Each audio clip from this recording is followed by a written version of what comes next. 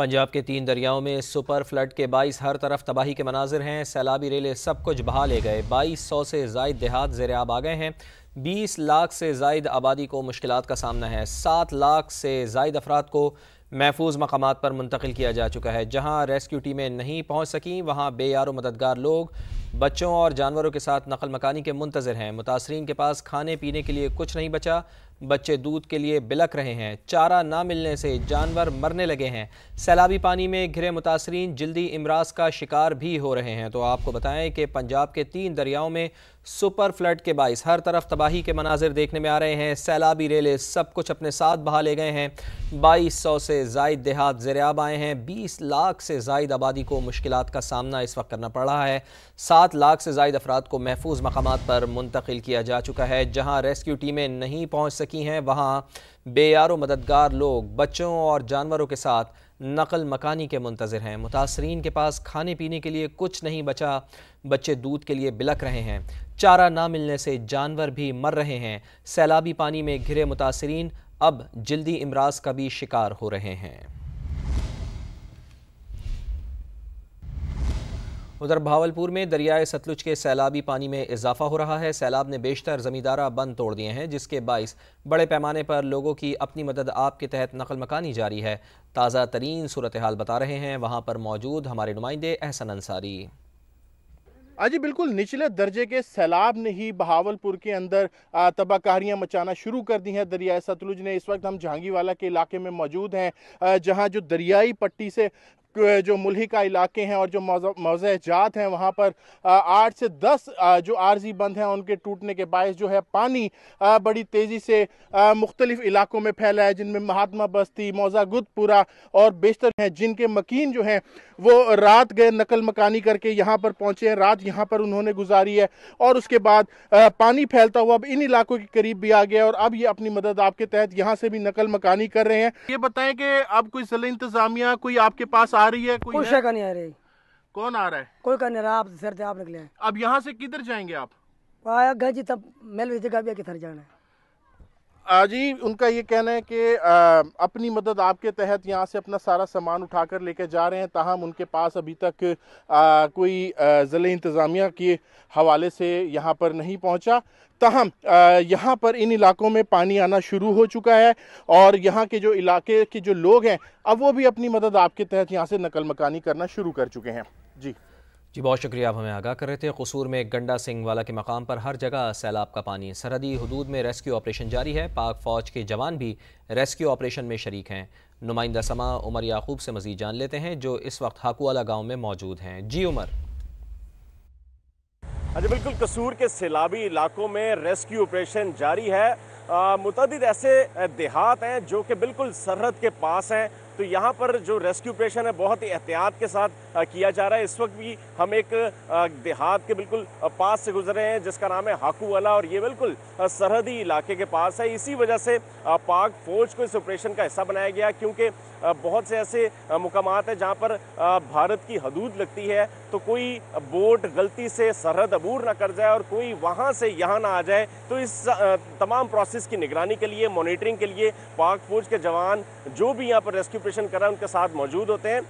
बेशतर अफराद को इन गाँव से, देहात से निकाल लिया गया, लेकिन अभी भी काफ़ी बड़ी तादाद वहाँ पर मौजूद है जो जिन्हें महफूज मुकाम पर मुंतकिल किया जा रहा है। सुबह से ये रेस्क्यू ऑपरेशन जारी है और थोड़े थोड़े लोगों को यहाँ से गांव से बोट्स में बिठाकर महफूज मुकाम पर मुंतकिल किया जा रहा है, जहाँ पर फ्लड रिलीफ कैंप लगाए गए हैं, क्योंकि बहुत से लोग अभी भी बाजिद हैं कि वो अपने घरों में ही रहेंगे जब तक उनके जानवरों को, उनके कीमती सामान को महफूज नहीं बना लिया जाता। यहाँ इस बात की गारंटी नहीं दी जाती कि वो महफूज है और उनको कोई नुकसान नहीं पहुँचेगा, तब तक वो अपने घर छोड़ने के लिए तैयार नहीं थे। इसलिए पुलिस की, पाक आर्मी की टीम्स यहाँ पर आती हैं और उन लोगों को अपने साथ लेकर महफूज मुकाम पर मुंतकिल करती हैं। तो अभी ये रेस्क्यू ऑपरेशन जारी है और हुकाम का कहना है इसमें मज़ीद 2 दिन लग सकते हैं। जो लोग मुख्तलिफ देहातों में महसूर हैं अपने घरों में, उनको यहाँ से महफूज मुकाम पर मुंतकिल करने में मज़ीद 2 दिन का वक्त लग सकता है।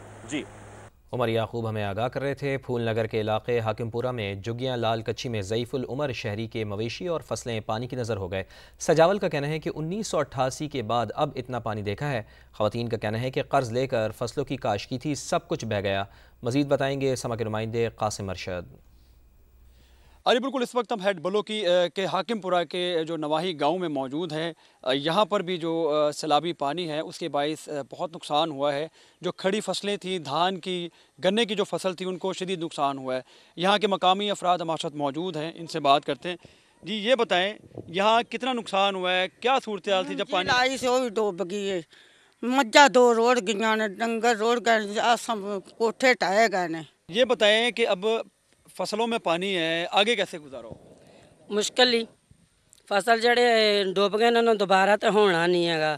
कर्जे लै लै के तो वो फसल किते से नहीं, तो फसल हम दोबारा गरीब बंदे है, मकान रुड़ गए, नार कम खराब हो गए। अस तो अपने बच्चे लैके जाना लैके निकले हैं, वो भी बड़े मुश्किल नाल निकले हैं, एक दूसरे ने फड़ फुड़ के निकले है। डंगर बच्चा सारा कुछ रुड़ गया, कर्जे लै लै के फसल गड्डे सी वो सारे रुड़ गए ने, ते अगलियां नूं कर्जा देना, लोग अगले मंगन दे जिन्ना तो लाए ने।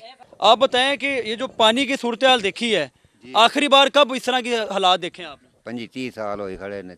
उसले जनाब कोई सूरत नहीं सी बचन दी किसी किस्म दी, एवें लोग बड़ी मुश्किल नाल इधर उधर होए सन। ये मुंतज़िर हैं कि यहाँ पर इमदादी कार्रवाइयों का आगाज़ किया जाए और हुकूमत इनकी दादरसी करे। जी कासिम अरशद हमें आगाह कर रहे थे। दरियाए सतलुज में पाकपतन के मकाम पर सैलाबी रेला 1,54,000 क्यूसिक से तजावुज़ कर गया है।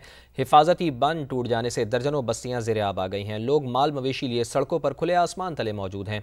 मज़ीद बताएंगे एक मुतासरा फैमिली के साथ मौजूद समा के नुमाइंदे मोहम्मद अमजद खान। मैं इस वक्त मौजूद हूँ पाकपतन के गांव मीरा आलो का, जो कि भारत की जानब से छोड़े गए सैलाबी रेले के नतीजा में चक्कर आलो का जो आर्जी बंद था, हिफाजती आर्जी बंद, वो टूटने के बायस ये गांव पूरे का पूरा पानी की ज़द में आ चुका है, सैलाब की ज़द में आ चुका है। इस गांव को चारों तरफ से पानी में घेर रखा है। मेरा कैमरामैन दिखाएगा कि पानी जो है वो इस वक्त लोगों के घरों में दाखिल हो चुका है। लोगों ने अपने माल मवेशी लेकर यहाँ पर बाहर मेरी राइट साइड पर सड़क पर आकर लोग बैठे हुए हैं। चारा भी यहाँ पर दस्तयाब नहीं है। लोग अपनी धान की तैयारशुदा फसल जो है वो काट कर यहाँ पर अपने मवेशियों को खिला रहे हैं। जी बताइएगा, आपको किस किस्म की मुश्किलात का सामना, कोई सरकारी या सियासी शख्सियत आपके पास आई है? नहीं आई, कोई भी नहीं आया, ना हुकूमत आई, ना कोई सियासी आया, ना कोई अपना कोई महकमा भी नहीं अपने को आया। अच्छा, इस सैलाब के बायस आपको किस किस्म की मुश्किलात का सामना है? चारा है, खुराक है आपके पास खाने पीने के लिए? कोई चीज ही नहीं है, किसी केड़ी शायद मुश्किलात दसी है, ना चारा है, ना कोई माल आधा बाहर बमन का कोई इंतजाम है, कोई खैमा, कोई चीज ही नहीं है साढ़े को इस टाइम मौजूद। जी आपने इनकी बात सुनी। इनका कहना है कि ना खाने पीने के लिए की कोई चीज़ है और ना ही अपने मवेशियों को जिंदा रखने के लिए चारा वगैरह दस्तयाब है। जी बहुत शुक्रिया अमजद खान, आपने हमें आगाह किया। मुल्तान में सैलाब मुतासरीन के कैंप में बीमारियां फैलने लगी हैं। पानी से गुजर कर पनागाहों में आने वाले बुखार और जल्दी बीमारी का शिकार। समा से गुफ्तगू में बताया कि दवा अच्छी नहीं मिल रही, जो भी बीमारी हो डॉक्टर सबको सिर्फ एक ही गोली दे रहे हैं। 4 बच्चे हैं, खाने पीने के लिए सिर्फ 1 रोटी मिल रही है। बच्चों को पाँव पे जख्म हो गया है पानी की वजह से, और बुखार भी है बच्चों को। इधर कोई दवाई अच्छी नहीं दी जा रही, जैसी भी तकलीफ है एक ही दवाई दी जा रही है। दर्द है, बुखार है, वही गोली है, वही कैप्सूल है, एलर्जी है, वही गोली है, वही कैप्सूल है। 4 बच्चे हैं और 1 रोटी दी जा रही है, कौन कौन खाएगा 1 रोटी? मैं हेपेटाइटिस सी का मरीज़ भी हूँ, ब्लड लो है मेरा, आँखों में दर्द है, सर में दर्द है और पूरे वजूद में दर्द है। बुखार से जल रहा हूँ मैं सुबह से, तो कल भी दवाई ली है लेकिन दवाई से कोई असर नहीं पड़ा मुझे। पानी में से गुजरे, वहीं से कोई एलर्जी शुरू हुई है, ऐसी एलर्जी शुरू हो गई है कि मेरे जिस्म में से निकलने का नाम ही नहीं ले रहे। डॉक्टर हैं, आते हैं तो फिर देख के एक दो गोली दे के चले जाते हैं। जबकि लाहौर में बारिश ने सैलाब मुतासरीन की मुश्किलात बढ़ा दी हैं। बाबू साबू खैमा बस्ती में बारिश का पानी जमा होने लगा, कुछ मुतासरीन को कैंप ही ना मिले। नुमाइंदा मायरा हाशमी से मजीद जान लेते हैं, जो इस वक्त खैमा बस्ती में ही मौजूद हैं। जी मायरा। जी बिल्कुल, इस वक्त मैं बाबू साबू के खैमा बस्ती में मौजूद हूँ। यहाँ पर सैलाब के बाद बारिश ने शहरियों को मजीद आजमाइश में डाल दिया है। जितने भी रावी के इतराफ़ के मुल्हका इलाके थे वहाँ की बहुत बड़ी आबादी ने यहाँ पर नकल मकानी की, लेकिन सुबह से मुसलसल बारिश होती जा रही है और इनकी मुश्किलात में भी इजाफा होता जा रहा है। मेरे साथ कुछ खवातीन मौजूद है जो कि खुले आसमान तले मौजूद है। कुछ को तो कैंप मिल गया है, लेकिन जिन्हें नहीं मिला वो बच्चों को लेकर बारिश में ही भीग रही है। तो इनसे बात कर लेते हैं। आपको अब तक कैंप नहीं मिला? नहीं मिला। आपने कैंप किस तरह, क्या प्रोसेस है, किस तरीके से आपको बुलाया गया कि आपको कैंप मिलना है ताकि आप यहाँ पर रह सके? हाँ जी, मिलना है कैंप, अजय नहीं मिल रहा। सानू क्या सी मिलेगा तो मिलेगा, अज तक नहीं मिल रहा। अच्छा, आप मुझे बताएं, आपको कैंप मिला यहाँ पर? हाँ जी, हमें मिला है कैंप यहाँ पे। खाने पीने की तमाम अशिया और अद्वियात वगैरह फराहम की जा रही है? हाँ जी, सब कुछ मिल रहा है। अच्छा जी, सब कुछ मिल रहा है। यहाँ के अगर हम हालात देखें तो बारिश तो हो रही है और बारिश का पानी खैमों में दाखिल भी हो रहा है। एक तरफ सैलाबी सूरत हाल तो दूसरी तरफ बारिश, ये दोहरी आजमाइश है तमाम शहरियों के लिए। आप रो रही है, क्या परेशानी है आपको?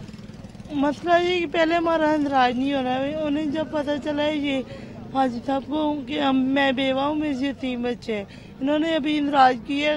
कुछ खैमों की कमी भी अटेंड की, नफरी ज्यादा होने की वजह से। आपका घर डूब गया है पानी में? हाँ जी, घर डूबा है। हम किराएदार थे, लेकिन कागजात हर चीज मिसिंग हुए। लेकिन जहाँ ये मदद नहीं हो रही तो थोड़ी बहुत हो भी रही है, लेकिन अफरा तफरी ज्यादा होने की वजह से ना, अफरा तफरी ज्यादा होने की वजह से, जैसे आपने खवातीन की बात सुनी है कि बच्चे बारिश में भीग रहे हैं और बहुत से बच्चे ऐसे हैं जो कि बीमार हो चुके हैं। तो इसके जो आफ्टर इफेक्ट्स है वो भी इंतहाई खतरनाक है। यहाँ पर जितनी भी खैमा बस्तियाँ है वो तकरीबन 150 से जायद कैंप्स लगाए गए हैं आरसी। यहाँ पर शनाख्ती कार्ड पर जितने भी सैलाब मुतासरीन थे उनको रहने की जगह मैसर की गई, लेकिन खाना भी दिया जा रहा है। तो दूसरी जानिब बारिश जो है वो इनकी मुश्किलात अब बढ़ाती जा रही है। दूसरी जानिब आपको ये भी बताती चलूँ कि बारिश का सिलसिला तो इसी तरह जारी रहेगा। कुछ खवातीन ऐसी है जो बेवा है, बच्चे यतीम है, घरों के घर उनके पानी में डूब चुके हैं सैलाबी रेले में, और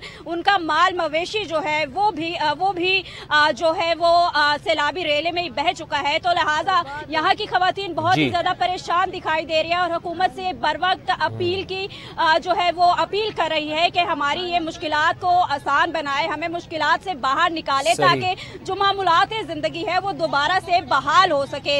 इसी तरह बहुत से कैंप्स यहाँ पर अभी भी लगाए जा रहे हैं, लेकिन उसमें कुछ वक्त लगेगा और जिन लोगों को कैंप नहीं मिल सका उन्हें कुछ टाइम के बाद वो कैंप मिल भी जाएंगे। लेकिन फिल वक्त बारिश जो आरजी खैमा बस्ती लगाई गई है वहाँ पर क्या मुश्किलात लोगों को दरपेश हैं, हमारी नुमाइंदा मायरा हाशमी हमें आगाह कर रही थी। बहुत शुक्रिया मायरा, आपसे अपडेट लेते रहेंगे।